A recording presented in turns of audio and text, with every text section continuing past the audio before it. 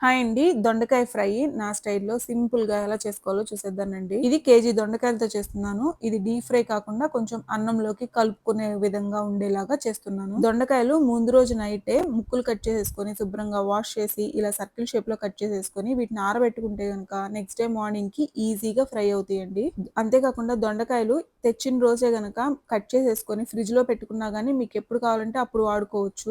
తెచ్చిన రోజే కట్ చేయటం వల్ల అయితే పండవండి. ఇంకా మనకెప్పుడు కావాలంటే అప్పుడు కూర చేసేసుకోవచ్చు. ఇక ఫ్రై చేసుకోవడానికైతే బాండీ పెట్టుకొని, ఆయిల్ వేసుకొని, తాలింపు గింజలన్నీ వేసుకొని, అవి కూడా ఫ్రై అయిన తర్వాత ఈ ముక్కలు వేసేసుకొని, పసుపు వేసుకొని అంతా కలుపుకొని మీడియం టు హై ఫ్లేమ్‌లో పెట్టుకొని ఫ్రై చేసుకుంటూ ఉంటే గనక త్వరగా మగ్గిపోతాయి. నేను అన్నంలోకి కలుపుకునే విధంగా చేస్తున్నాను కాబట్టి నాకు ఇంత ఫ్రై సరిపోతుందండి. మీకు ఇంకొంచెం ఫ్రై కావాలన్నా కానీ ఇంకొంచెం ఫ్రై చేసుకోవచ్చు. ఇలా ఫ్రై అయిన తర్వాత రుచికి సరిపడినంత ఉప్పు, ఎల్లిపాయ కారం వేసుకొని అంతా కలుపుకోవాలి. కారం వేసిన తర్వాత 2-5 మినిట్స్ ఫ్రై చేసుకొని స్టవ్ ఆఫ్ చేసుకొని సర్వ్ చేసుకోవటమే. నచ్చితే గనక ట్రై చేసి ఎలా వచ్చిందో కామెంట్ చేయండి. బై.